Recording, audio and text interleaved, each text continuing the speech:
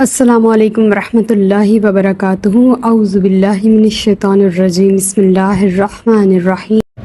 آیت نمبر 156، وَاکْتُبْ لَنَا، اور لکھ دے ہمارے لیے، فی ہٰذِہِ، اس دنیا میں، حسنۃً، نیکی، بھلائی، خیر و برکت، وفی الآخرۃ، اور آخرت میں بھی، انا، بے شک ہم، ہدنا، رجوع کرتے ہیں، الیک، تیری طرف، کالا، اللہ نے فرمایا، عذابی، میرا عذاب، اصیب، میں پہنچاتا ہوں، بھی، اسے، من اشاء، جسے چاہتا ہوں۔ اب شروع میں آ جائے تو یہ متکلم کا صیغہ ہے، اصیب، میں پہنچاتا ہوں، اشاء، جسے چاہتا ہوں، ورحمتی، اور میری رحمت، وسعت، گھیر رکھی ہے، کشادہ ہے، کل شیء، ہر چیز پر، فَسَأَکْتُبُهَا، پس میں ضرور لکھوں گا، للذین، ان لوگوں کے لیے، یتقون، جو تقوی اختیار کرتے ہیں، ویؤتون، اور ادا کرتے ہیں، الزکوٰۃ، زکوٰۃ، والذین، اور وہ لوگ، ہم بآیاتنا، جو ہماری نشانیوں پر، یؤمنون، ایمان لاتے ہیں۔ اب حضرت موسیٰ علیہ السلام اللہ تعالیٰ سے التجا کر رہے ہیں، مولا ہمارے لیے دونوں جہانوں کی بھلائیاں لکھ دے، دنیا میں بھی اور آخرت میں بھی، ہم گناہ گار ہیں، ہم قصور کرنے کے بعد تیری بارگاہ میں حاضر ہو جاتے ہیں، تو ہمیں اپنی رحمت سے سیدھے راستے کی طرف رہنمائی فرما۔ ہم نے تیری طرف رجوع کیا تو اللہ پاک نے جواباً فرمایا کہ میرا عذاب جس پر میں چاہتا ہوں پہنچاتا ہوں، لیکن جو میری رحمت ہے وہ ہر چیز پر حاوی ہے، یعنی کہ اس کے عذاب سے بڑی اس کی رحمت ہے۔ اس کے اختیارات جو ہیں وہ غیر محدود ہیں، وہ جو چاہے کرے، اس کی رحمت کے خزانے خرچ کرنے سے کبھی ختم نہیں ہوتے، اس کی رحمت بہت وسیع ہے، لیکن ملتی ان کو ہے جن میں جو حقدار ہوتے ہیں، جن میں صلاحیتیں ہوتی ہیں، جو اس کو ایکسیپٹ کر سکتے ہیں، جن کے پاس وہ مادہ ہوتا ہے، جن پر اللہ کی نظر رحمت ہوتی ہے، ان کو عطا ہوتی ہے۔ رحمت نے تو گھیرا ہوا ہے پوری کائنات کو، اس میں مسلمان بھی، کافر بھی، سب شامل ہیں، لیکن جو آخرت کی رحمت ہے وہ اللہ کی مسلمان بندوں کے لیے ہے، مومنوں کے لیے، صالحین کے لیے، اس کی قربت والوں کے لیے ہے۔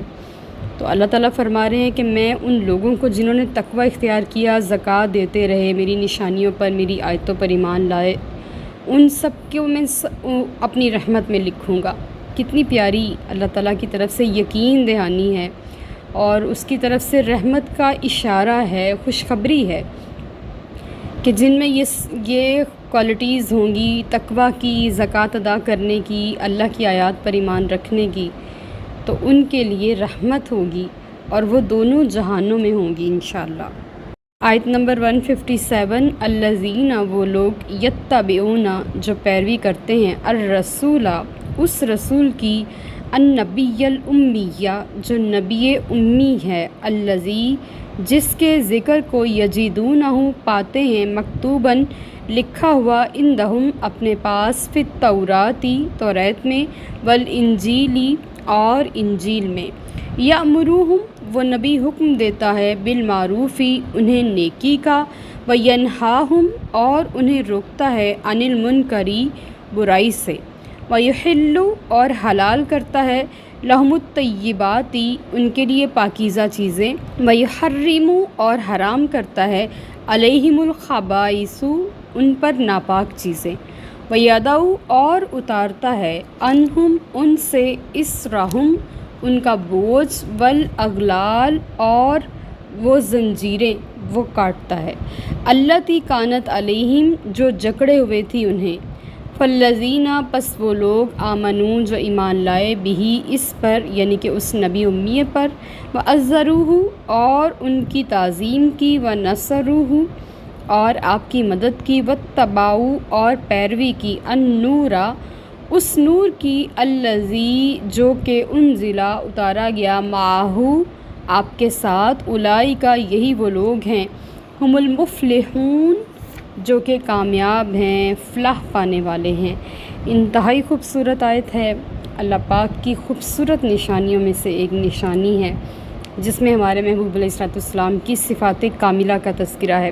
اور یہ جو آیت ہے، اس کے اوپر کبریٰ ڈاکٹر طاہر القادری صاحب کی پوری کتاب ہے، محبت رسول اور اس کے تقاضے، اور یہ جو آیت ہے اس میں محبت رسول بھی ہے اور اس میں دین کی خدمت بھی ہے، اور اس میں حضور کی محبت کے تقاضے بھی ہیں کہ حضور کی محبت ہمارے سے تقاضا کیا کرتی ہے، ہم سے کس چیز کا مطالبہ کرتی ہے۔ تو اس کو ضرور اسٹڈی کیجئے تاکہ ہمارے ابہام دور ہوں۔ یہاں پہ ہم چیدہ چند آیات، چند باتوں کا ہم تذکرہ کریں گے، اتنی ڈیٹیل کہ اس کے اوپر بک پوری بیان کی جائے وہ اس چھوٹی سی ویڈیو میں کافی نہیں۔ یہاں پہ اللہ تعالیٰ بیان فرما رہے ہیں کہ جو پیروی کرتے ہیں نبی امی کی، سب سے پہلے تو ہم امی لفظ کی جو معنی ہے وہ جانتے ہیں کہ امی کسے کہتے ہیں۔ نبی کریم صلی اللہ علیہ وآلہ وسلم کو امی کہنے کے بارے میں علماء مختلف توجیحات بیان کرتے ہیں۔ کچھ کہتے ہیں کہ ماں کی طرف سے منسوب کرتے ہوئے امی ہیں، یعنی کہ جیسے نوزائیدہ بچہ ہے جو پڑھنا لکھنا نہیں جانتا، اسی طرح نبی کریم صلی اللہ علیہ وآلہ وسلم نے کسی استاد سے نہیں سیکھا پڑھنا لکھنا، آپ کا کوئی استاد نہیں ہے، آپ کا استاد اللہ ہے۔ پوری کائنات میں واحد ہستی ہیں جن کا استاد صرف اور صرف اللہ ہے اور ان کو کوئی سکھانے والا نہیں۔ حضرت جبرائیل علیہ السلام جو علوم لے کر آتے تھے وہ ان کے اپنے ذاتی نہیں تھے بلکہ وہ اللہ کا پیغام لے کر آتے تھے، تو لہٰذا آپ کے پاس جو علوم ہیں وہ خالصتاً اللہ کی طرف سے ہیں۔ علوم ظاہری اور باطنی سے آپ کا سینہ مبارک روشن ہونا حضور کا روشن معجزہ ہے۔ ہمارے پاس جتنے بھی علوم ہیں سب حضور کی عطا ہیں۔ اور بعض علماء کہتے ہیں کہ ام القریٰ یعنی کہ مکہ کی طرف نسبت کی وجہ سے آپ کو امی کہا گیا، اور بعض کی رائے یہ ہے کہ امی امت کی طرف سے منسوب ہے، یعنی کہ نبی کریم صلی اللہ علیہ وآلہ وسلم صاحب امت ہیں، اور امت کی تا جو ہے وہ نسبت کے وقت حذف کر دی گئی، امی رہ گیا۔ جیسے مکہ میں جو تا ہوتی ہے نا اینڈ پہ، وہ مدینہ میں اینڈ پہ تا ہوتی ہے، اس کو حذف کر دیا اس طرح۔ اور بعض جو ہیں امی کا جو لفظی مطلب عربک کی روح سے وہ ان پڑھ کے لیے استعمال ہوتا ہے، اور بعض علماء نے امی کو یعنی کہ اس کی جڑ بنایا ہے، کہ اس کی بنیاد، یعنی کہ کسی بھی علم کی بنیاد نبی کریم صلی اللہ علیہ وآلہ وسلم کی ذات مبارکہ ہے، اور یہ سب سے پیارا قول ہے کہ علوم کا سرچشمہ حضور کی ذات ہے، علوم آپ سے پھوٹتے ہیں۔ تو نبی الامی جو ہے یہ اتنا پیارا حضور کا لقب ہے کہ اس پر تو قربان ہو جائے ہم سب کے، جہاں سے ہم علوم کے خزانے حاصل کرتے ہیں۔ توریت، زبور اور انجیل اللہ پاک نے 3 کتابیں پہلے نازل فرمائیں، ان میں نبی کریم صلی اللہ علیہ وآلہ وسلم کی آمد کی خوشخبریاں اور آپ کا علاقہ اور سب کچھ موجود تھا۔ آپ کی کتاب کے بارے میں، علماء امت کے بارے میں، آپ کی امت کی تعداد کے بارے میں، اور یہ بھی کہ آپ پر کبھی آپ کی امت پر آپ کے ہوتے ہوئے کوئی عذاب نہیں آئے گا، اور آپ پر درود و سلام پڑھنے کے بارے میں ہر چیز بڑی ڈیٹیل کے ساتھ اللہ پاک نے ان کی کتابوں میں درج فرمائی۔ اور یہاں پہ بھی اللہ پاک نے اس کا ذکر فرمایا ہے کہ اس نبی امی کی پیروی کریں جن کو اپنی کتابوں میں لکھا پاتے ہیں توریت، زبور اور انجیل میں، اور اس نبی امی کا جو خالصتاً آپ کی خصوصیت ہے وہ یہ ہے کہ امر بالمعروف اور نہی عن المنکر آپ کی ذات مبارکہ کا خاصہ ہے۔ بائبل میں اتنی زیادہ امینڈمنٹس ہو چکی ہیں، لیکن اتنی زیادہ امینڈمنٹس کے باوجود بھی ان میں کچھ چیزیں رہ گئی ہیں جس میں حضور کی بشارت کا نام و نشان ہے۔ ہر جگہ سے انہوں نے حضور کا نام مٹانے کی کوشش کی، لیکن جتنا بھی مٹاتے تھے آگے سے کسی نہ کسی طریقے سے اللہ پاک نے پھر ان کی کتاب میں کوئی نہ کوئی تذکرہ حضور کا فرما دیتا جس کو وہ نہیں نکال پائے۔ اور یہ حضور کا ایک معجزہ ہے کہ بائبل میں بار بار حضور کی آمد کا تذکرہ ہے، یعنی کہ ایک آیت جو کہ بائبل کی 13ویں آیت ہے، اس میں لکھا ہے کہ لیکن جب وہ یعنی سچائی کا روح آئے گا تو تم کو تمام سچائی کی راہ دکھائے گا، اس لیے کہ وہ اپنی طرف سے نہ کہے گا لیکن جو کچھ سنے گا وہی کہے گا اور تمہیں آئندہ کی خبریں دے گا۔ یعنی کہ حضور کی آمد اور حضور کے علم غیب تک کا تذکرہ ان کی کتابوں پر موجود تھا۔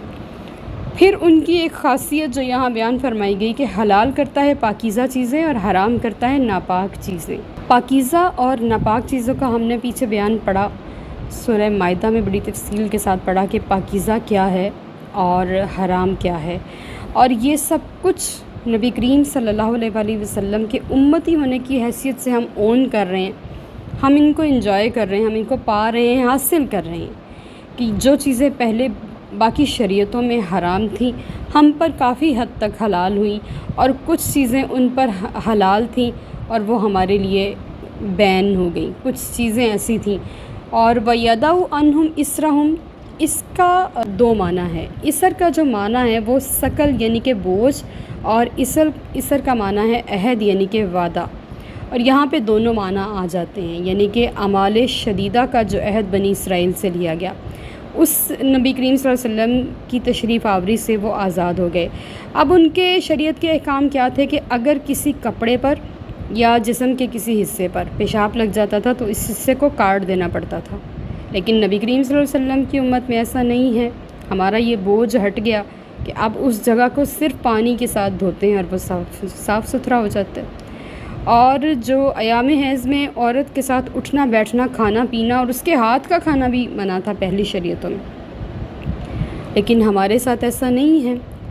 और माल गनीमत का जो इस्तेमाल था वो नाजायज़ था, बल्कि जब भी कोई जंग होती थी या किसी इलाके में फ़तह हासिल होती थी तो वहाँ का सारा साजो सामान एक मैदान में इकट्ठा कर दिया जाता था और उसको आग लगा दी जाती थी, और उसको इस्तेमाल करना हराम होता था पिछली शरीयतों में। लेकिन हुजूर की आमद से हमारा ये जो बोझ था, वो जो ज़ंजीरें थी वो कट गई और ये बोझ हमसे हट गया। और अगलाल क्या है? अगलाल का माना है ज़ंजीर। हज़रत मूसा अलैहिस्सलाम की शरीयत में बड़े सख्त अहकामात थे। सबसे पहले तो हफ्ते के दिन दुनिया का हर काम मना था, शिकार भी मना था, कुछ नहीं कर सकते थे। दूसरी बात यह कि अगर कोई कत्ल कर देता था तो उसकी दियत की गुंजाइश नहीं थी, यानी कि वो खून बहा अदा करके जान नहीं छुड़ा सकता था, बल्कि कत्ल का बदला कत्ल ही होता था। लेकिन नबी करीम सल्लल्लाहु अलैहि वसल्लम की आमद से कत्ल के बदले खून बहा होना शुरू हो गया और इसमें नरमी हो गई। आज भी कुछ लोग खून बहा को बेहतर नहीं समझते हैं। वो कहते हैं कि हम अपने प्यारों का सौदा नहीं करना चाहते, इसलिए हम कत्ल के बदले कत्ल ही करेंगे। लेकिन हमारी शरीयत ने जब एक चीज़ की इजाज़त दी है तो यहाँ पे अपने नफ्सों को पीछे रख के कुरान को आगे रखना चाहिए। और अगर कपड़ा नापाक हो जाता तो उसे धोना, और अगर हाइज़ा ख़ातून है तो उसके साथ सिर्फ़ हम बिस्तरी मना है, बाकी सारी पाबंदियाँ जो हैं वो हटा दी गई। पहले पाबंदियाँ थी और माल गनीमत जो था वो हलाल कर दिया गया। और आप देखें कि वो मस्जिद के अलावा कहीं नमाज नहीं पढ़ सकते थे, लेकिन नबी करीम सल्लल्लाहु अलैहि वसल्लम के सदक़े पूरी ज़मीन मस्जिद बना दी गई जहाँ मर्ज़ी नमाज पढ़ ली जा सकती है। सिर्फ़ शर्त यह है कि जगह पाक होनी चाहिए। नबी करीम सल्लल्लाहु अलैहि वसल्लम की ज़ात मुबारका पर करोड़ हा दुरूद व सलाम हो कि जिनकी आमद से हमारी जो ज़ंजीरें टूटी, हमारे वहम टूटे और इंसानियत को एक शर्फ़ मिला। अल्लाह पाक ने इंसानियत को एक दर्जा अता फ़रमाया। तो अल्लाह ताला फरमा रहे वो नबी के जो ज़ंजीरों को काटता है, बोझ को कम करता है, और वो नबी जब आए तो उस नबी पर सबसे पहला जो तकाज़ा ये है कि ईमान ले आओ, और फिर दूसरा ये है कि आपकी ताज़ीम करो। ताज़ीम क्या है? ताज़ीम यह है कि नबी करीम सल्लल्लाहु अलैहि वसल्लम ने जो हुक्म दिए हैं वो सर आँखों पे रखें। अदब पहला करीना है मोहब्बत के करीनों में। सबसे पहले हुजूर की रिस्पेक्ट है। कोई बेअदबी के साथ हुजूर का नाम नहीं ले सकता, कोई बेअदबी के साथ उनकी तरफ कोई बात मंसूब नहीं कर सकता, कोई बेअदबी से उनका तज़किरा नहीं कर सकता। अल्लाह ने वअज़्ज़रूहु कुरान पाक की पूरी आयत बनाई है कि मेरे नबी का नाम ताज़ीम से लेना, इज़्ज़त के साथ, एहतराम के साथ। नबी की हैसियत कौम के बाप की होती है। क्या अपने बाप का नाम हम बेअदबी के साथ ले सकते हैं? तो नबी करीम सल्लल्लाहु अलैहि वसल्लम तो हमारे वालिदैन से भी अफजल हैं, बहुत बुलंद रुतबा रखते हैं। तो उनका नाम बड़ी ही ताज़ीम के साथ। और फिर आपकी मदद हम कैसे कर सकते हैं कि आपके दीन को इस वक्त दुनिया में फैलाकर और उसके ऊपर अमल करके और उस नूर की पैरवी करके जो आपके साथ उतरा। वो नूर क्या है? जो हम आज पढ़ रहे हैं, जो हम सुन रहे हैं, वो कुरान करीम है। और कुरान की اتباع کر کے، اس کی تلاوت کر کے، اس کا ترجمہ اور اس کی تفسیر پڑھ کے، اس کے معنی اور مطالب پڑھ کے، اس کی گرامر اور اس کے سارے اسلوب کو پڑھ کے ہم نبی کریم صلی اللہ علیہ وآلہ وسلم کے اس قول کا تھوڑا بہت حق ادا کر سکتے۔ حق کے تلاوت تو ہم کبھی ادا کر ہی نہیں سکتے، حق تو ہم ادا ہی نہیں کر سکتے، اس حصہ ڈال سکتے ہیں اپنا، یا ہم تھوڑی سی حاضری پیش کر سکتے ہیں اس قرآن کے ساتھ دوستی کر کے، اس کو سن کے، اس کو پڑھ کے، اس کے اوپر عمل کر کے، اسے اپنی زندگی کا حصہ بنا کے۔ اولئک هم المفلحون، بہت ہی بڑا یہ خوش نصیبی ہے، جو معجزہ ہے قرآن کی صورت میں ہمیں ملا، اور یہ خوشخبری ہمیں اس صورت میں ملی کہ جو یہ کر لے گا بس سمجھ لے وہ کامیاب ہے۔ اب کسی نے کامیابی کی سند دیکھنی ہے تو دیکھ لیں، وہ سب سے پہلے نبی کریم صلی اللہ علیہ وآلہ وسلم پر ایمان لایا ہے، حضور کی تعظیم کرتا ہے، حضور کے دین کی مدد کرتا ہے، اور اس نور کی پیروی کرتا ہے جو قرآن کی صورت میں اس کے پاس موجود ہے، جس میں یہ ساری کوالٹیز موجود ہیں۔ سمجھ لیں وہ بندہ دونوں جہانوں میں کامیاب ہے۔ اب ہمیں اپنے اپنے گریبانوں میں جھانک کے دیکھنا ہے، کیا ہم دونوں جہانوں میں کامیاب ہیں؟ کیا ان میں سے کوئی ایک چیز ہمارے اندر کم تو نہیں؟ اگر نہیں تو اس کو ایڈ کر کے دونوں جہانوں کی کامیابی کے لیے آج سے تیاری شروع کر دیں۔ وما علینا الا البلاغ المبین۔ Like, subscribe and share.